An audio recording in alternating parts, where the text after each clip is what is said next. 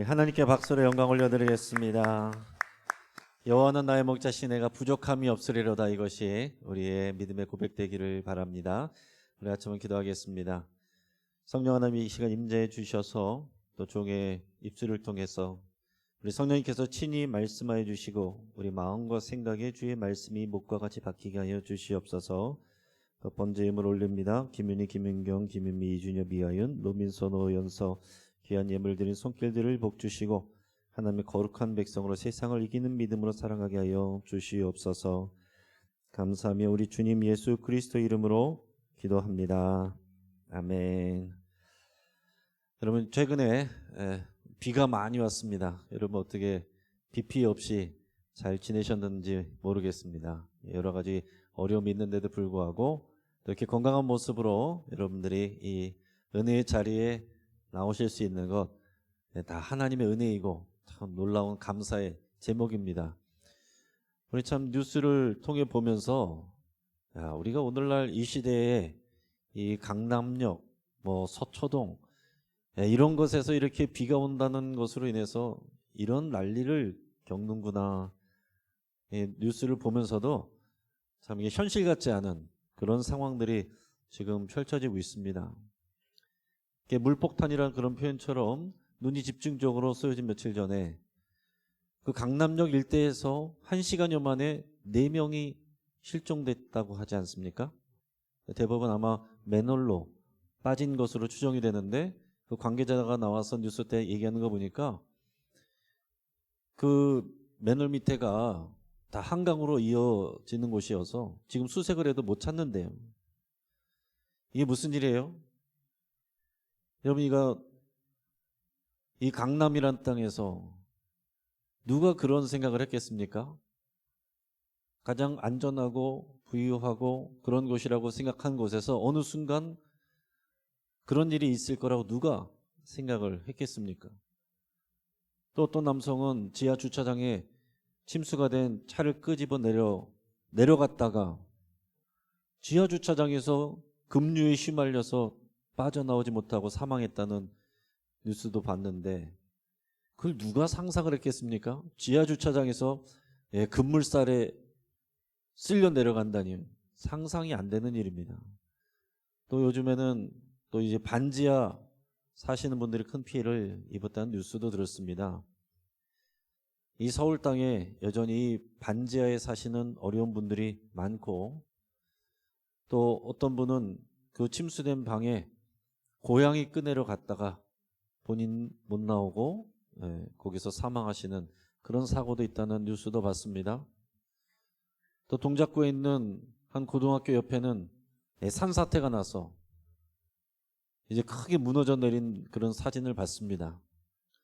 그래도 감사하게도 학생들이 지금 이제 방학 중이라서 피해가 없었던 것이 참 감사한 일인데 그 사진을 보니까 그 무너져 내린 그 위에 아파트들이 많이 서 있는데 그 아파트 주민들은 또 얼마나 두렵겠어요. 염려가 되고 가장 안전한 곳이라고 생각하는 그런 도시와 길거리와 집과 학교와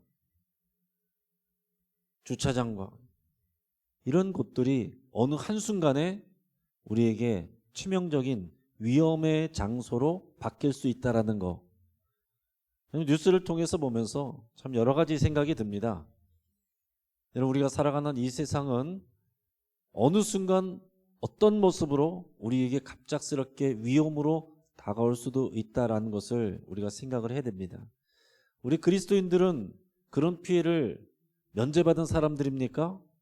당연히 우리는 하나님께서 우리를 보호해 주시고 돌봐주시기를 위해서 기도하지만 그 사고 난 사람이 꼭 그리스도인이 아닌 사람만 그런 사고 나라는 게 하나님의 뜻이겠냐고요.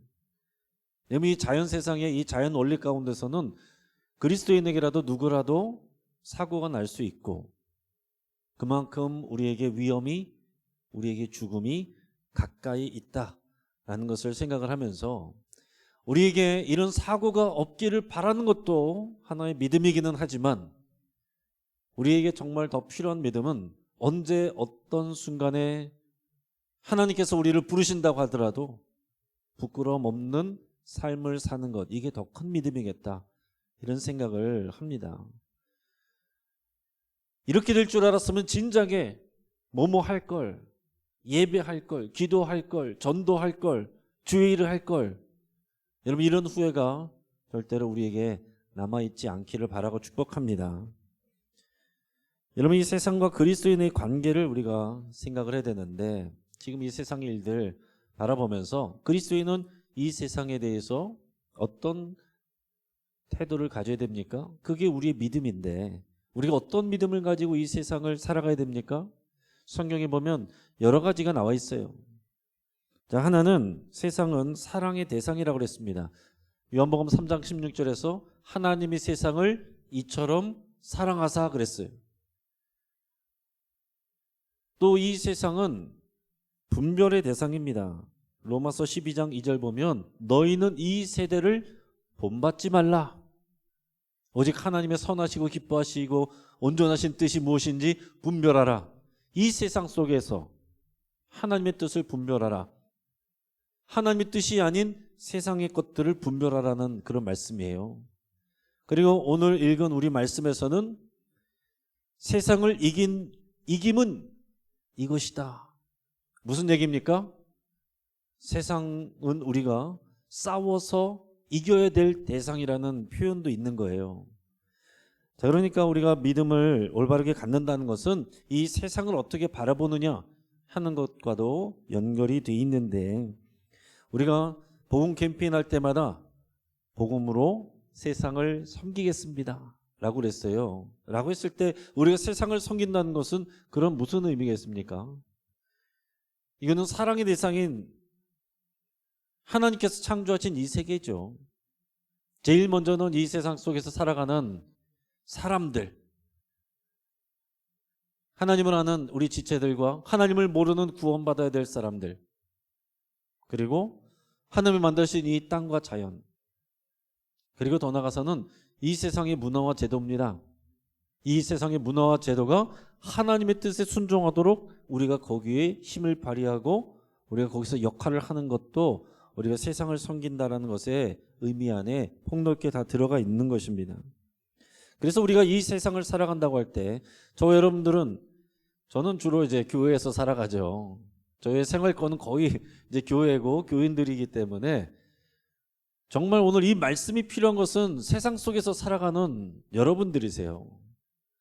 여러분들이 교회에서 예배 마치고 세상에서 살아갈 때 여러분들은 그러나 여전히 교회로 살아가는 것이고 교회로서 이 세상을 어떻게 바라보고 어떻게 대해야 되느냐, 이것이 우리의 믿음입니다. 어떤 사람들은 세상과 담을 쌓고 살아요. 이게 하나님의 뜻이 아닙니다. 어떤 사람들은 세상을 너무 사랑해서 세상을 따라다니고 세상 속에서 즐겨가지고 하나님 앞으로 나오질 않아요. 이것도 하나님의 뜻이 아닙니다. 하나님 앞에 나와서 예배하고 하나님을 사랑하는 오늘 이런 귀한 은혜의 자리에 나온 여러분들과 같은 분들이 세상 속에서 하나님의 마음으로 하나님의 뜻으로 살아가는 것, 그것이 우리가 믿음으로 산다라고 하는 그런 의미입니다. 그래서 믿음은 우리가 구원받는 것으로 끝나는 게 아닙니다. 우리 믿는다라고 하는 것은 우리가 구원받아서 하나님의 자녀가 된 것으로 끝나는 것이 아니라 세상에 나가서 하나님의 대리자로서, 통치자로서 하나님의 뜻을 실현해내는 것, 여기까지 이어져 가는 것입니다.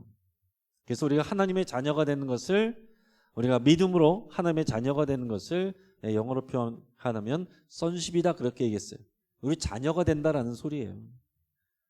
그러니까 믿음으로 우리가 자녀가 되는 것과 동시에 우리는 또한 믿으면 하나님의 자녀가 되는 권세를 받았다라고 그랬잖아요. 그 권세, 이 통치권을 받은 거예요. 그것을 킹십이라고도 얘기합니다. 킹십. 우리가 하나님의 통치자가 돼서 왕처럼 이 세상을 다스리고 세상을 바꾸고 변형시켜 나가는 그런 우리의 사명이 있는 것입니다. 그래서 우리는 반드시 믿음으로 구원받았으면 끝이 아니라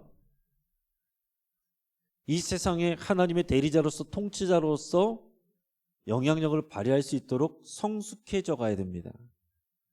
우리가 평생에 해야 될 일은 성숙해져 가는 것입니다. 뒤집어서 얘기하면 우리는 온전히 성숙하지 않습니다. 은혜로 구원받았지만 여전히 우리는 미숙하고 성숙해져 가야 될 사람들이라는 것을 우리는 고백을 해야 돼요. 여러분, 우리가 오늘 본문에서는 승리하는, 세상에 대해서 승리하는 믿음을 말씀하고 있는데, 이 세상과 우리가 싸워야 될 것들이 있어요. 우리가 세상을 사랑한다는 표현이 있지만 이 안에 있는 영혼들을 사랑하지만, 이 세상, 하나님을 대적하는 이 세상의 문화, 이 세상의 지식, 이 세상의 제도, 이것들과는 우리가 분별하고 싸워야 됩니다. 이 세상은 하나님이 없이 좋은 나라를 만들겠다라는 사상과 제도들이 있어요. 그냥 그런 것들을 바라볼 때는 선하고 아름답고 좋아 보입니다. 그러나 하나님 없이 만들어간다는 것이, 여러분, 그것이 핵심이면 우리는 그것을 분별해야 되고 싸워야 될 대상이 되는 거예요.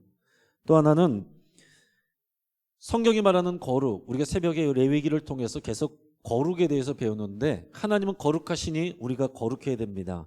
우리는 행복을 쫓아가는 존재가 아니고 거룩을 쫓아가야 되는 존재인데, 세상은 그 거룩이라는 개념을 억압이라고 말해요.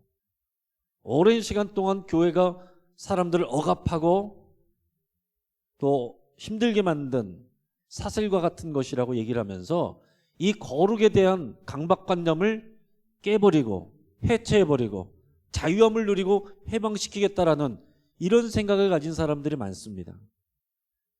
그런 생각과 그런 노력과 우리는 싸워야 됩니다.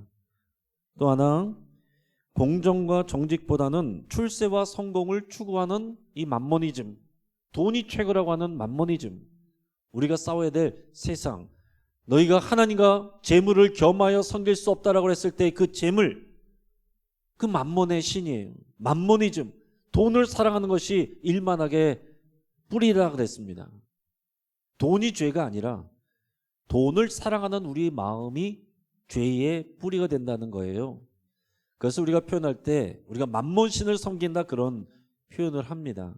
이 세상에서 무조건 돈을 잘 벌고 잘 되고 승리하면, 성공하면, 높은 자리에 올라가면, 좋은 학교 가고 좋은 직장 가면 그러면 된다라고 생각하는 것, 그것과 우리가 싸워야 된다는 것입니다. 결국 우리가 싸워야 될 1차 대상은 뭐냐? 곰곰이 생각해 보면 이 세상의 외부가 아니라 세상의 가르침과 세상의 문화를 쫓아가고자 하는, 거기에 물들어가는 우리 자신입니다. 우리가 믿음으로 싸워서 이겨야 될 1차 대상은 세상인데, 그 세상을 사랑하는, 세상에 쫓아가는, 세상에 물들어가는 나 자신이다 라는 거예요. 그래서 오늘 이 말씀을 우리가 묵상할 때 세상에 휩쓸려가고 세상에 물들어가고 세상의 방식으로 살아가고자 하는, 세상의 성공과 행복을 추구하고자 하는 나 자신과의 싸움으로 어떻게 승리해야 될지, 여러분 이런 관점을 가지고 오늘 말씀을 묵상할 수 있기를 바랍니다. 그래서 오늘 우리가 세상을 이긴다는 것은 세상을 사랑하는 나를 이기는 것인데, 그 나를 이기는 능력은 어디서 나오느냐? 우리 오늘 본문 4절 5절 말씀을 같이 다시 한번 읽어보도록 하겠습니다. 그때 시작. 무릇 하나님께로부터 난 자마다 세상을 이기느니라. 세상을 이기는 승리는 이것이니 우리의 믿음이니라. 예수께서 하나님의 아들이심을 믿는 자가 아니면 세상을 이기는 자가 누구냐? 아멘. 여러분, 이 세상을 이기는 그 근거는 뭐라고 그랬습니까? 믿음이라고 그랬어요. 자, 이것을 다시 우리에게 적용해서 말하면 이 세상의 방식과 문화를 따라가려는 나 자신, 그 나 자신을 극복하고 이기게 하는 것은 믿음이다라는 거예요. 근데 믿음이란 말이 추상적이죠. 믿음이란 말이 우리가 추상적이에요. 우리 믿음이 없는 사람은 없어요. 여기 다 믿음이 있다고 생각하는데, 믿음 있는 사람들이 밖에서는 세상적으로 살아가는 사람들이 얼마나 많은지 모릅니다. 그래서 우리가 믿음으로 살아간다, 믿음으로 세상을 이긴다, 믿음으로 세상을 살아가고 따라가는 나를 이긴다는 것이 무엇인지를 성경을 통해서 우리가 좀 더 구체적으로 배우기를 바랍니다. 그것은 5절에서 말하는 것처럼 그 믿음은 예수 그리스도가 하나님의 아들이심을 믿는 거다라고 그랬어요. 자, 그런데 여기서도 사실은 우리가 해소가 잘 안 됩니다. 여기에 예수님이 하나님의 아들이심을 믿지 않는 사람이 어디 있어요? 수요 예배에 나오시는 분 치고 예수님이 하나님의 아들이심을 믿지 않는 사람이 어디 있습니까? 다 믿는데 세상을 이기고 세상을 따라가고자 하는 나 자신을 이기는 거 쉽지 않아요. 그것을 우리 뒤에서 좀 더 부연 설명을 하고 있어요. 우리 6, 7, 8절 우리 말씀을 우리 이어서 읽어보겠습니다. 자, 시작. 이는 물과 피로 임하신 이시니 곧 예수 그리스도시라. 물로만 아니요 물과 피로 임하셨고 증언하는 이는 성령이시니 성령은 진리니라. 증언하는 이가 셋이니 성령과 물과 피라. 또한 이 셋은 합하여 하나이니라. 아멘. 자, 예수 그리스도를 믿는데 예수 그리스도는 물과 피와 성령 이 세 가지로 증언을 받으셨다라고 말씀하고 있습니다. 그래서 물과 피를 성령 이 세 가지를 통해서 우리가 증거가 되어야 되고 그리스도인으로서 증거가 되어야 되고 그 원리를 따라가야 우리가 세상을 이기는 믿음으로 사는 것이다 라는 뜻입니다. 자, 그런데 우리가 세상을 이기는 믿음 이것이 여러분께서 또 너무 큰 부담이 되지 않기를 바랍니다. 자칫하면은 우리가 너무 쉽게 우리 자신에 대해서 실망할 수가 있어요. 나는 안 되겠구나. 나는 어렵겠구나. 이렇게 생각할 수가 있습니다. 여러분 이것은 우리가 완벽해야 된다는 것을 말하는 건 아니에요. 다윗도 완벽하지 않았잖아요. 완벽했던 사람이 없습니다. 모세도 완벽하지 않았어요. 베드로도 완벽하지 않았습니다. 하나님은 우리에게 믿음의 완벽한 삶을 요구하시는 건 아니에요. 우리가 부족하지만 순간순간 우리의 부족함이 드러나지만 거기에 실망하지 않고 에이 나는 안 돼. 그러고서 믿음에서 길에서 벗어나지 말고 부끄럽지만 수치스럽지만 다시 주의 십자가 앞으로 다시 그 길을 가는 게 믿음이에요.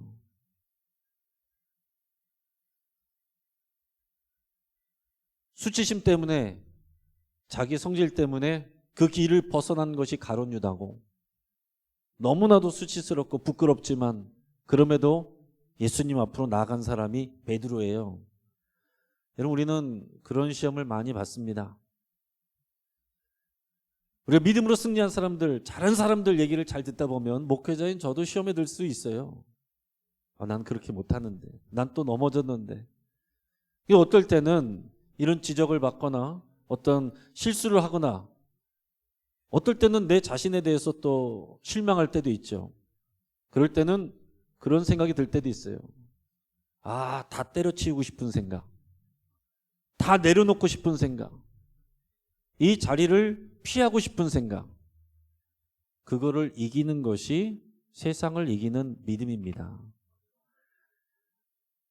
주님이 우리에게 완벽한 믿음, 완벽한 순종 그것을 요구한 건 아닙니다. 우리는 누구나 다 연약하지만 그럼에도 불구하고 물과 피와 성령의 증거를 따라서 믿음의 길을 따라가는 거 이게 믿음의 승리인데 오늘 이 물과 피와 성령으로 증언을 받는 예수님을 우리가 믿고 그 증언을 따라 산다는 것이 무슨 의미인지를 그럼 다시 한번 생각할 수 있기를 바랍니다. 자, 순서적으로 이것을 출애굽기적으로 예전에도 한번 우리가 나눈 적이 있어요. 이 말씀을 나눈 적이 있는데 출애굽기에 나와 있는 영적 원리로 제가 다시 설명을 하면 순서적으로 다시 표현하면 피, 물, 성령이 순서입니다. 따라해 보겠습니다. 피, 물, 성령. 자, 이 출애굽 사건을 보면 맨 처음에 피 사건이 나오죠. 어린 양 유월절 피를 바른 사건이 먼저 나옵니다. 그리고 두 번째는 뭐예요? 홍해 바다를 이 물의 사건이 나와요. 그 다음에는 낮에는 구름 기둥, 밤에는 불 기둥으로 성령의 인도하심을 따르는 이 과정이 나오죠. 이게 항상 피와 물과 성령 이것이 영적인 원리이고 순서예요. 그래서 예수님께서 그 피로 증거를 받았다. 이 피와 물과 성령의 순서대로 제가 다시 설명을 드립니다. 예수님이 피로 이 증거를 받았다. 또 물로 증거를 받았다. 성령의 증거를 받았다. 예수님이 어떻게 하셨습니까? 자, 예수님은 십자가에 달려 그 피를 흘려 우리에게 다 주심으로 하나님의 아들 또한 메시아 그리스도이심을 증거하셨어요. 그리고 예수님은 그 공생의 최초에 세례요한에게 물로 세례를 받으셨죠. 그때 하늘문이 열리고 성령이 비둘기처럼 예수의 머리로 내려오면서 이는 내 사랑하는 자다, 기뻐하는 자, 내 아들이다. 하나님이 그렇게 증거해 주셨어요. 여러분, 이런 사건들을 통해서 예수님은 피와 물과 성령으로 하나님의 아들이심을 증거함을 받았습니다. 우리가 예수님을 믿는다는 것은 우리도 또한 피와 물과 성령으로 증거함을 받는 그 삶을 사는 것이고 그것이 우리의 믿음의 내용이에요. 우리가 믿는다, 예수님을 믿는다, 그냥 말로만이 아니라 피로 증거받는 삶, 물로 증거받는 삶, 성령으로 증거받는 삶을 살아야 된다는 거죠. 자, 먼저 피로 증거를 받는다는 것은 어린 양의 피는 예수 그리스도에게서 뭘로 성취됩니까? 십자가 보혈로. 우리가 믿는 것은 예수 그리스도의 십자가의 피의 능력이고 공로예요. 그렇죠? 오늘 이 자리에 우리의 공로가 있어서 이 자리에 앉아있는 사람 아무도 없습니다. 세상에서 아무리 좋은 대학을 나오고 대단한 성과를 가졌어도 다 죽을 수밖에 없는 죄인이었어요.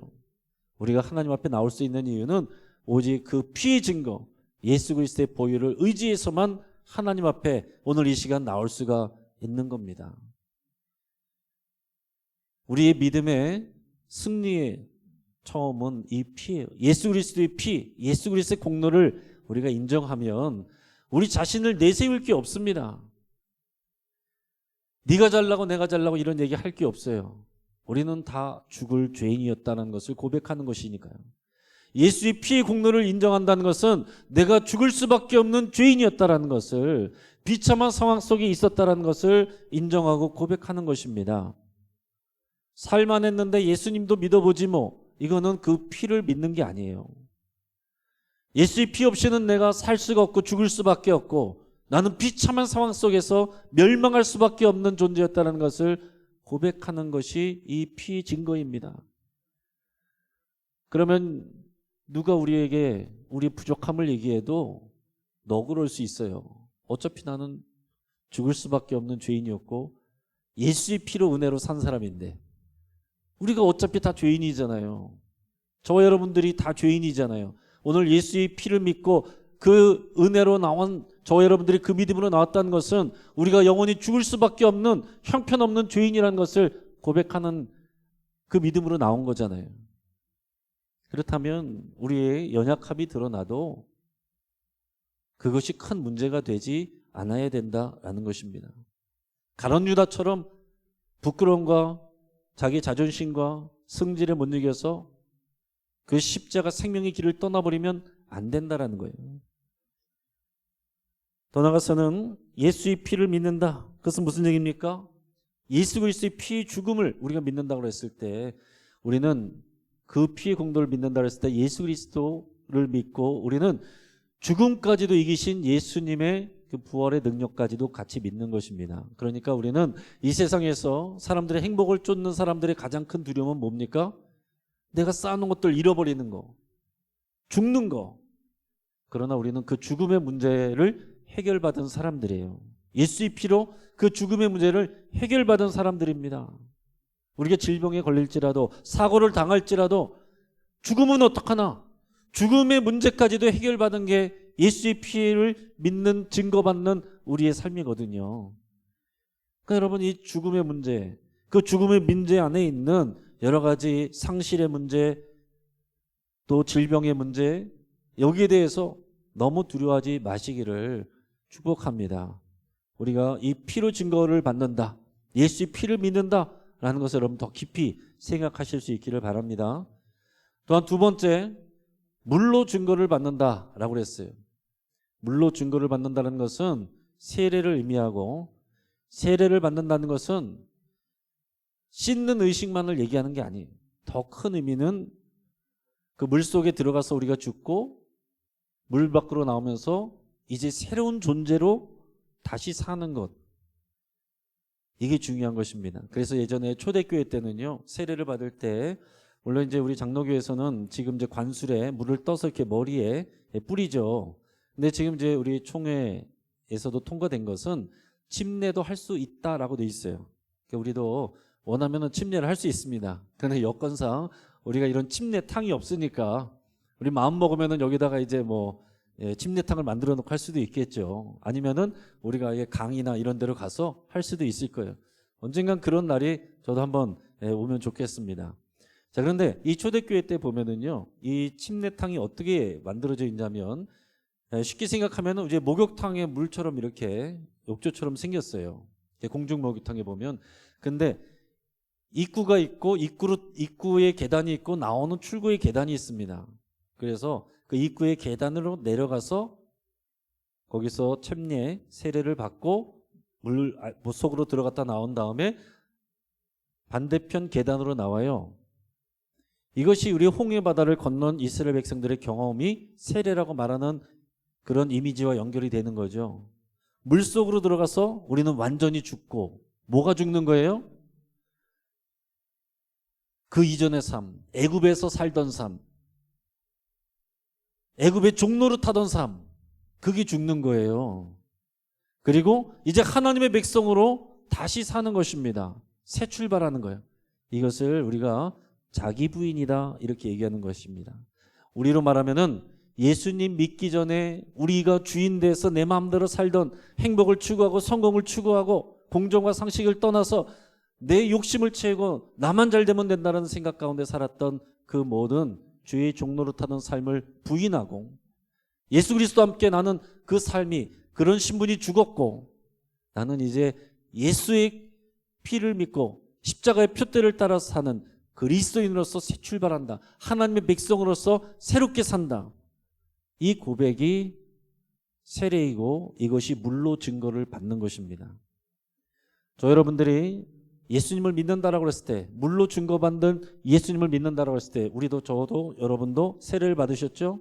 이 믿음을 상기하면서 사는 거예요. 자기 부인. 우리는 구원을 받았지만 끊임없이 우리 안에 뭐가 있습니까? 육체의 욕심이 있잖아요. 육체의 욕심이 있어요. 목회자나 중직자나 어느 성도도 다 우리 안에 육체의 욕심이 여전히 있습니다. 그래서 사도 바울도 그런 고백을 했어요.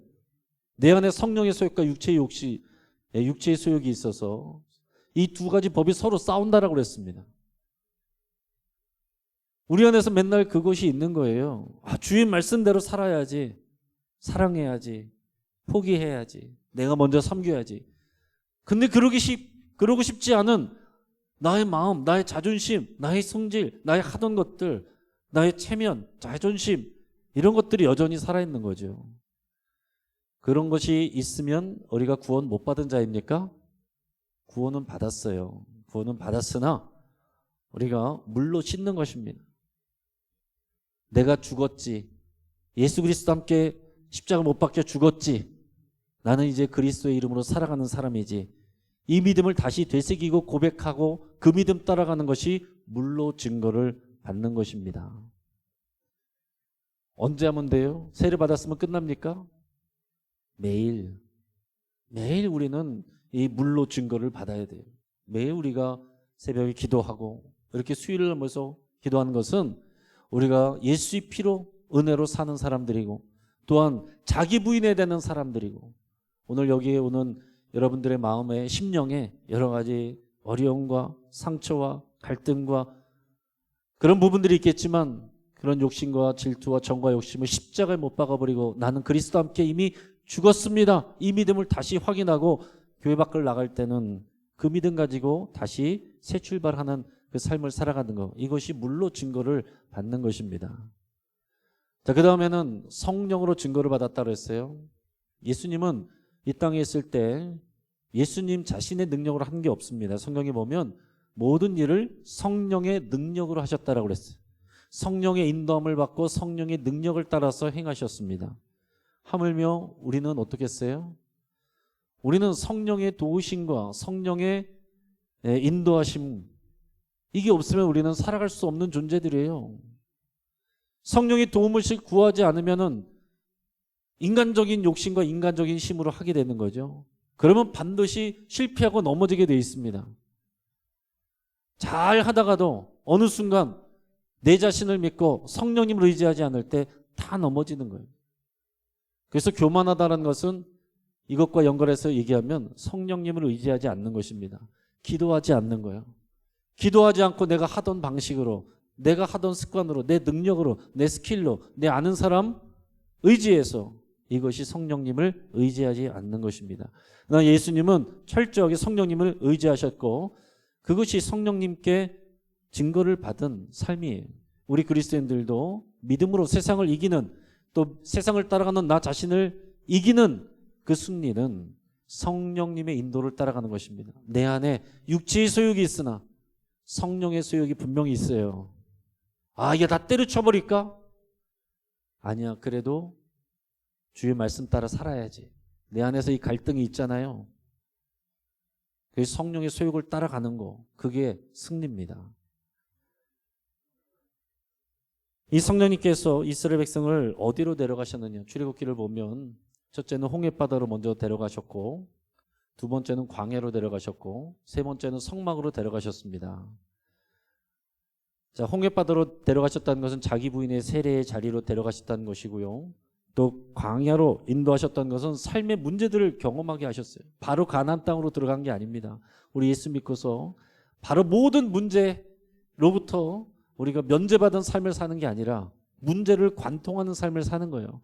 문제를 관통하는데 이제는 내 힘으로, 내 꾀로 살아가는 것이 아니라 성령님의 인도하심을 따라서 하나님의 뜻에 맞추어서 순종하면서 이 문제들을 직면하여 통과하는 그 삶을 우리가 훈련받게 되는 것입니다. 이 광야의 문제들 5가지가 나오는데요. 첫째는 뭐였냐면, 첫째는 자기가 계획했던 일들이 깨졌던 일이었어요. 아, 이제 왔으면 이제 물 마실 수 있겠다 했는데 마실 수 없는 물이었어요. 우리 인생의 계획이 깨졌을 때, 신광야에서 또 배고팠을 때, 먹고 사는 문제로 괴로울 때, 그 다음에 르비딤에서 아말렉 족속이 쫓아오는 이 사람의 원수, 인간관계를 어려울 때, 그리고 또 하나는 인생의 목마름, 또 목마르다고 갈급했을 때 하나님께서는 반석을 쳐서 그 물을 마시게 하셨죠. 그럼 인생의 목마름의 순간순간들이 옵니다. 신앙생활 할 때도 이게 뭔가 공허하고 그런 목마름의 순간들이 올 때가 있어요. 그때마다 반석으로 나가야 되는 그 과정을 우리가 또 시험 가운데서 훈련을 받는 것이고, 또 하나는 이 교회 질서 안에서 지도자와 이 행정에서 시험 든 때예요. 백성들은 이 모세가 다 자기를 관심이 망가져서 다 불평하고 있고, 모세는 모든 사람들 하나하나 다 챙겨주느라고 번아웃되고 지쳐 있었습니다. 그때 그의 장인이 조언해 준 것이 10부장, 100부장, 또 1000부장 세워서 권한을 위임해 주라. 그래서 다 같이 하나님 나라의 그런 일꾼이 돼서 이렇게 하는 거예요. 같이 세워가는 것입니다. 교회는 목사 혼자서 다 이리 뛰고 저리 뛰고 하면은 그러면 다 죽습니다. 그러니까 여러분이 다 중직자가 세워진 것이고, 교구장이 세워진 것이고, 구역장이 세워진 것이고, 여러 부서장이 세워진 것이고, 각자가 자기가 맡은 그 역할을 하는 거죠. 여러분, 교회에 내가 쇼핑센터 다니듯이, 편의점 다니듯이 다니는 게 아니라 하나님의 뜻은 반드시 우리가 성숙해서 이런 리더의 역할을 하기를 원하십니다. 몇 사람이든 어느 만큼이든 그게 중요한 것이 아니라 내게 맡겨주신 것을 감당을 해서, 내 눈에 부족하게 보이는 것은 나의 책임이고 나의 역할이에요. 사람들은 내가 잘하는 것이 눈에 잘 보이게 됐어요.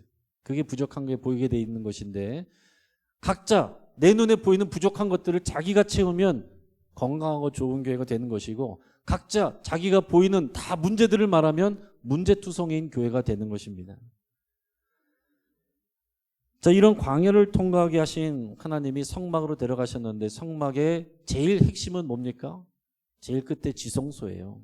그러니까 성막으로 데려가셨다, 성령이 인도하신다는 것은 지성소의 삶, 그 성숙한 삶을 우리를 데려가시는데 지성소는 하나님이 임재하시고 거기에는 뭐가 있습니까?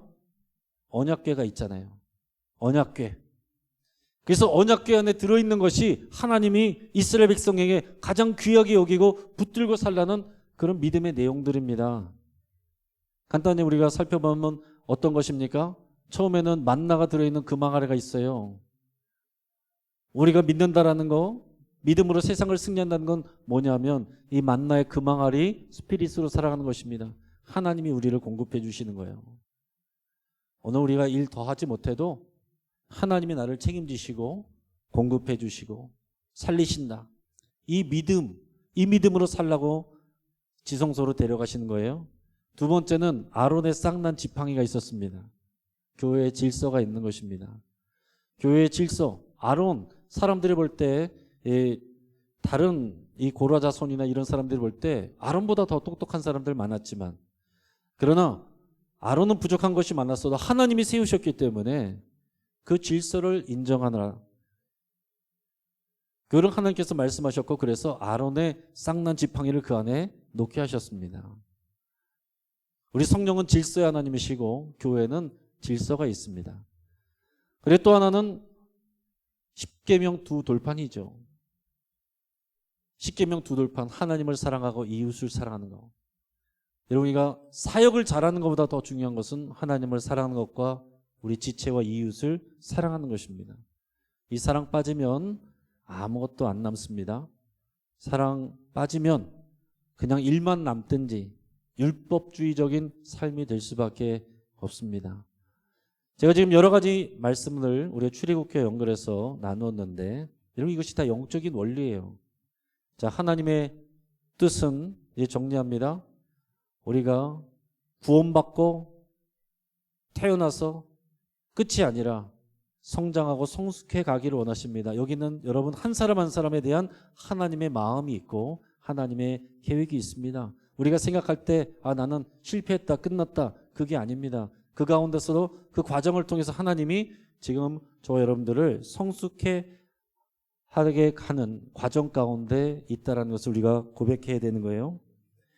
예수님은 물과 피와 성령을 통해서 하나님의 아들이심을 증거받았고, 우리는 그 아들 예수 그리스도를 믿고 우리도 그 물과 피와 성령으로 증거받는 삶을 따라가는 것이 세상을 이기는 비결이에요. 세상을 이긴다는 것은 단지 우리 교회 밖에 있는 사람들과 싸우는 것이 아니라 세상의 방식을 따라가고자 하는 그런 나 자신과의 싸움입니다. 물과 피와 그리고 성령의 증거를 따른다는 것이 무슨 의미였는지 여러분 곰곰이 다시 잘 기억을 하시고, 내가 믿음으로 산다는 것이 무슨 의미인지 다시 재고하셔서 오늘 이 수요예배 귀한 자리에 저 여러분들을 하나님께서 이 자리로 인도하여 주셨는데, 저 여러분들을 향한 하나님의 놀라운 그 계획이 다 있습니다. 여러분, 주 안에서 소망 가지시고 예수 그리스도를 믿는 믿음 안에서 이 세상을 이기고 또 이 세상을 따라가고자 하는 나를 이기는 그런 저와 여러분 되시기를 주의 이름으로 축복합니다. 같이 한번 기도하겠습니다.